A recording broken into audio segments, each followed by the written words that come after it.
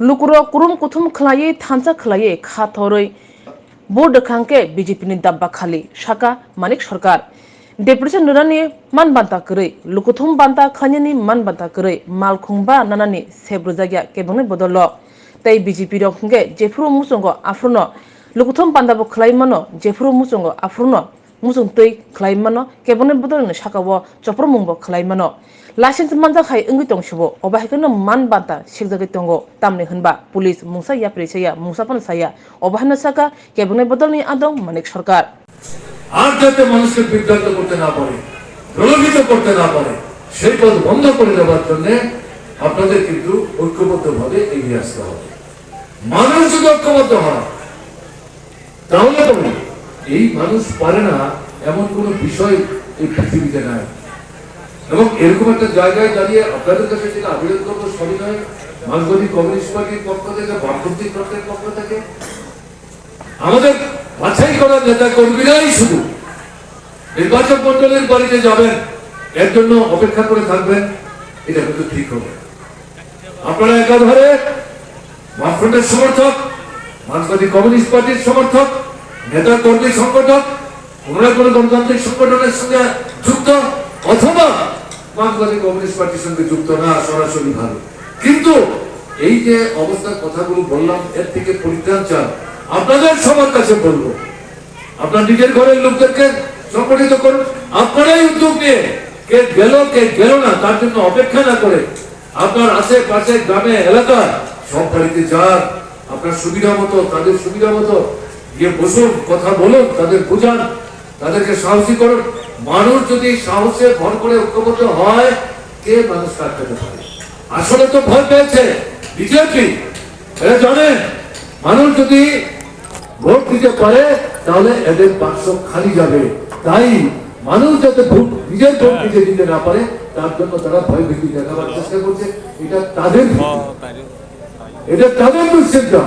কাজে এই ভীতি আরো বাড়াবার জন্য, তাদের দুশ্চিন্তা বাড়াবার জন্য এবং ত্রিপুরাকে মুক্ত করবার জন্য, ত্রিপুরার স্বার্থে, আপনার নিজের স্বার্থে, আপনার ছেলেমেয়ের ভবিষ্যতের কথা ভেবে এখানে বাম গণতান্ত্রিক ধর্মনিরপেক্ষ শক্তি জয়কে নিশ্চিত করতে হবে, যাতে এখানে মানুষের কল্যাণকামী একটা সরকার, এই জনবিরোধী দুঃশাসনের সরকার যে বিজেপি চালাচ্ছে, তাদেরকে পরাস্ত করে, ক্ষমতাচ্যুত করে, কোণঠাসা করে নতুন একটা পরিমণ্ডল ত্রিপুরায় তৈরি করা যায়, তার শপথ নিয়ে আপনাদের এগোতে হবে। আপনারা চাইলে কোনো কিছু সম্ভব না, সমস্ত অসম্ভবকে আপনারা সম্ভব করতে পারেন। এর আগে একবার কংগ্রেস যুব সমিতির সরকার তৈরি হয়, আধা বেশি সন্ত্রাস হয়, তার থেকে ত্রিপুরাকে আপনারাই তো মুক্ত করেছেন, সেই অভিজ্ঞতা আপনাদের আছে। তখন যারা এই কাজের সঙ্গে যুক্ত ছিলেন তাদেরও নতুন অভিজ্ঞতা হয়েছে, তারাও পরিবর্তিত পরিস্থিতি নতুন করে ভাবতে শুরু করেছে। আমরাও তাদের সাথে হাত মিলিয়ে গণতন্ত্র পুনরুদ্ধার, মানুষকে বাঁচাবার জন্য এখন একসাথে যাওয়ার বিরুদ্ধে যে আক্রমণ হচ্ছে, এরা তথ্য লুকাবার চেষ্টা করছে। আক্রান্ত না, বাড়ির লোককে সাথে নিয়ে যখন থানায় যাচ্ছে দারোগা বাবুর কাছে অভিযোগ উপস্থিত করবার জন্য গিয়ে যাচ্ছেন, যে লোকটি বাড়িতে তার সর্বনাশ করে এসছে সেই লোকটি দারোগা বাবুর সঙ্গে বসে চা বিস্কিট খাচ্ছে। আমি সব থানার কথা বলছি না, সব দারোগা বাবুর কথা বলছি না। যারা ঢুকছেন অভিযোগ করতে, দারোগা বাবু ঢুকবার আগেই বলে দিচ্ছেন, কেন এসছেন জানি তো, এখানে এসে লাভ নাই, বাড়িতে ফিরে যান, মামলা মোকদ্দমা করার দরকার নাই, নিজেরা আলাপ আলোচনা করে করে মীমাংসা করে নেই। এই তো ঘটনা চলছে, এই ঘটনা চলছে।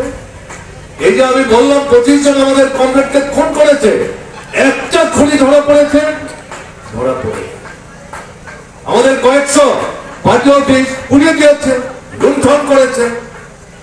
একটা অপরাধী দুর্বৃত্ত নাম ধরে অভিযোগ করা হয়েছে, ধরা পড়েছে। বাদল চৌধুরী এই বিধানসভা এলাকায় একাধিকবার আক্রান্ত হয়েছে। সুদন দাস তার বিধানসভা এলাকায় একাধিকবার আক্রান্ত হয়েছে।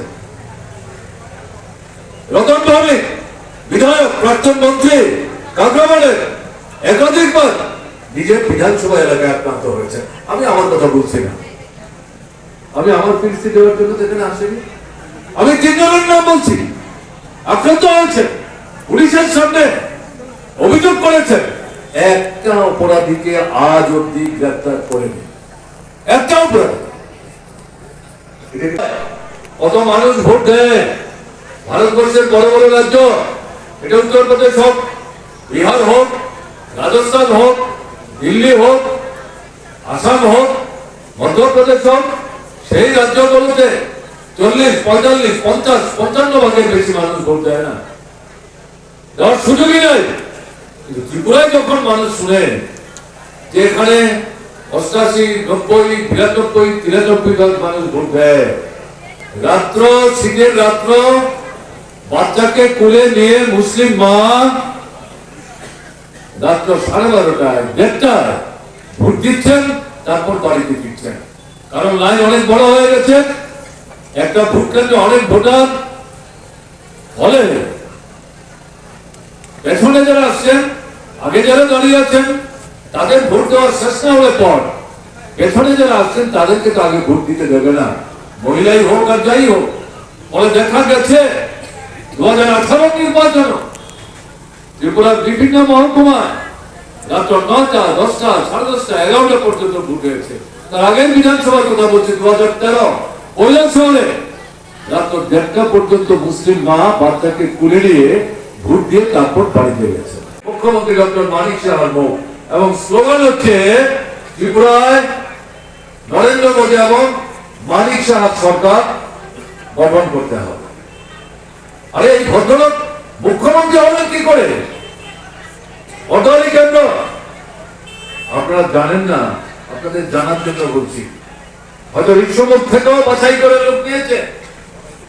সাবরুম, ঋষমুখ বিধানসভা এলাকা সহ বিলোনিয়া, শান্তিবাজার, উদয়পুর, বিশালগড়, সোনামুড়া, মোহনপুর, জিরানিয়া, এই জায়গাগুলো থেকে ভোটের 3 দিন 4 দিন আগে অল্প বয়সের যুবকদের আগরতলায় জড়ো করেছে।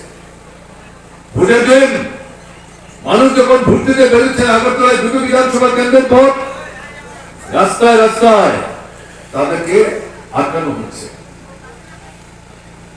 আপনারা তো দেখে থাকবেন, এক ভদ্রলোক তার স্ত্রীকে নিয়ে পারিবারিক বাড়িতে করে ভোট দিতে যাচ্ছেন, রাস্তায় আটকে বলছেন কোথায় যাচ্ছেন? ভোট দিতে যাচ্ছি। কেন ভোট দিতে যাচ্ছেন? এত পরিশ্রম করছেন কেন? আমরাই তো আছি। তারা আস্তে আস্তে বলছেন, অদ্ভুত কথা বলছেন, আমার ভোট আপনারা থেকে আমার কি আসে যায়, আমার ভোট তো আমাকেই দিতে হবে। বলে তাহলে আমাদের আনন্দ কেন? এবং এরাই বলছে, এই যে জায়গাগুলি বললাম, এটাই ঘোষণা এই জায়গা থেকে আমাদের 3 দিন আগে এনেছে। হ্যাঁ, আমরা এসেছি, তাদের হাতে আমাদের ছোট ছোট মেয়েরা চুলের বেড়িকে বেঁধে যে সাদা রিবন দিয়ে বেঁধে আছে, এরকম রিবন আতা, আর মাথায় এটা দিয়ে ফেটকি বাঁধা। পুলিশকে বলে দিয়েছে হাতে এবং মাথায় সাদা রিবনের ফেটকি বাঁধা থাকলে পর পুলিশকে বুঝে দিতে হবে এরা বিজেপির কর্মী, এরা মুখ্যমন্ত্রীকে জিতাবার জন্য এসছে, তারা যা করবে কোনো কাজে বাধা দেওয়া যাবে না।